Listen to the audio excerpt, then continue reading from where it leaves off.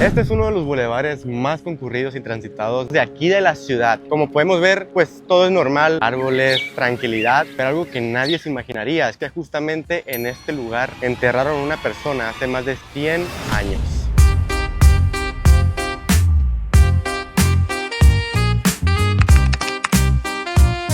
Me encuentro aquí en la ciudad de Los Mochis, Sinaloa, una ciudad que es relativamente pequeña, pero con un crecimiento constante. Para la gente que somos de aquí de Mochis, podemos dar cuenta rápidamente con el cambio drástico del tráfico. Hace unos años no era tan común los atascos en esta ciudad, pero no quiere decir que por ser una ciudad pequeña no tenga secretos escondidos de su historia. Y en este video vamos a abordar un tema muy interesante, pero no muy contado tampoco, que es acerca de una persona que fue enterrada justamente aquí, donde antes era la primera estación del tren de la ciudad. Va a estar muy interesante, hay mucho que conocer, un personaje también muy polémico, amado por muchos y odiado por muchas personas por ser considerado como un criminal. Entonces sigan viendo.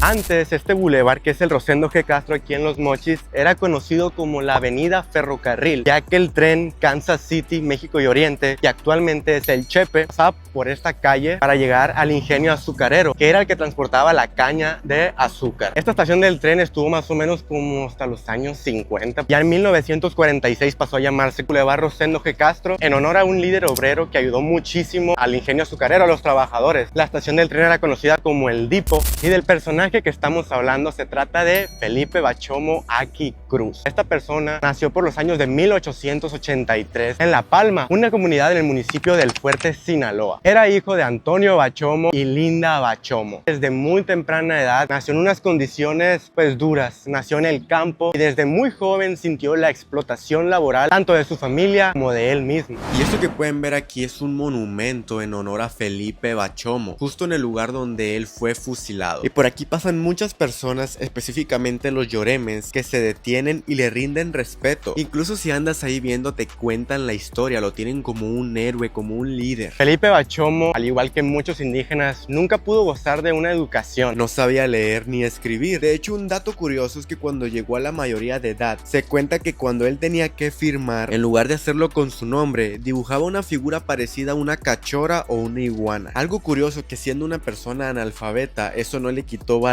ni liderazgo. Entonces se van a preguntar por qué Felipe Bachomo terminó de esta manera. Básicamente él tenía un objetivo claro: recuperar las tierras que le fueron arrebatadas a su pueblo, donde los yoremes han habitado esta región del norte de Sinaloa y sur de Sonora desde hace más de 2000 años. Pero desde la conquista española, los terrenos fueron quitados poco a poco, y además poniéndolos a trabajar ahí mismo en condiciones inhumanas. Es en 1910 cuando ve la oportunidad perfecta, ya que es la Revolución Mexicana, para poder pelear, sí, por la revolución, pero también de manera indirecta por los terrenos y la explotación laboral que sufría su gente. Fue el 1 de mayo de 1911 cuando Felipe Bachomo se une a las fuerzas maderistas con cientos de personas de su misma gente. Y ya cuando la Revolución Mexicana termina, él ve que nunca devolvieron las tierras a su gente, por ello volvieron a pelear. Y es cuando Felipe Bachomo establece un cuartel en Jaguara, reuniendo a más de 5000 de sus hombres, donde fabricaron armas y artillería. Y aquí es donde la cosa ya se pone un poco más complicada. Felipe Bachomo busca hacer un gobierno autónomo indígena. Ya el problema iba subiendo de nivel cuando algunos dueños de las tierras respondieron capturando a varios indígenas y anunciando que los iban a matar en la villa de Ahome. Pero en 1915 Bachomo atacó la villa y logró liberar a los prisioneros. E imagínense, ya en los siguientes meses casi todo el distrito del Fuerte quedó en las manos del movimiento indígena. Y es el 17 de junio de 1915 cuando Felipe Bachomo toma por primera vez la ciudad de Los Mochis. Porque ya a finales de 1915, sin apoyo ni recursos, Bachomo se une otra vez a los villistas, principalmente porque este movimiento sí defendía el derecho de los pueblos indígenas a recuperar sus tierras, ganando terreno en Higuera de Zaragoza, San Miguel, Mochicahui y Charay, pero con una nueva estrategia: iban directo contra los extranjeros. Felipe Bachomo siempre había respetado todo lo que es Los Mochis y las propiedades de los inversionistas extranjeros. Hay que recordar que el fundador gobernador de los Mochis es Benjamín Johnston. Y bajo las órdenes del general Juan Banderas, se ordenó atacar el ingenio azucarero, así como diversas propiedades de los colonos estadounidenses de los Mochis, Sinaloa. Existen dos versiones que suenan mucho, que fue un traidor y que fue traicionado. La primera, que es traidor, se refiere a que según Felipe Bachomo aceptó ser general para tener beneficios, todo esto traicionando a su gente. ¿De qué manera? Pues asesinándolas. Era la manera en que matando a estas personas él conseguía los terrenos. Y la segunda es que lo traicionó a él el gobierno. Todo va dirigido a cómo murió justamente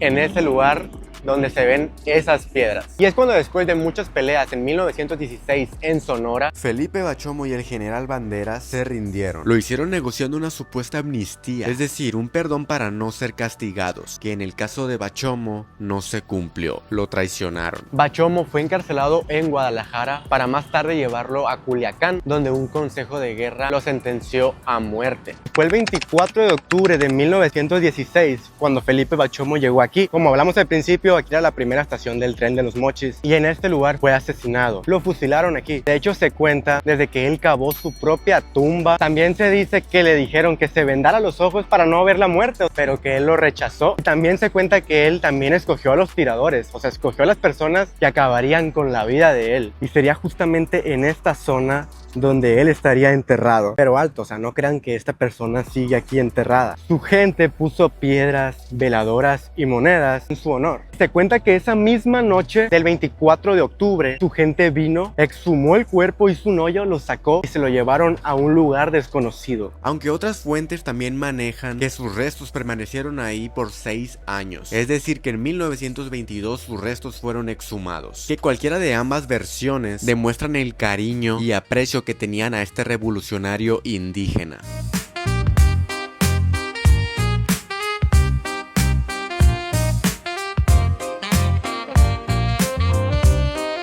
Y esta fue la historia de Felipe Bachomo y la persona que fue enterrada en uno de los bulevares más concurridos de toda la ciudad. Honestamente tiene una historia muy interesante. Aquí la abordamos como a grandes rasgos para que alcancen a entender un poco de cómo esta persona, siendo un indígena, pasó a ser un revolucionario peleando por su gente, terminando aquí. Que aunque hoy esta persona ya no se encuentra aquí, pues sin duda formó parte de la historia de los Mochis. Para muchos fue un héroe, para otros fue un traidor, incluso un criminal, asesino. Así que déjame en los comentarios tú qué opinas de esta persona. No olvides suscribirte, dejar tu like y esto fue de Mochis para el mundo.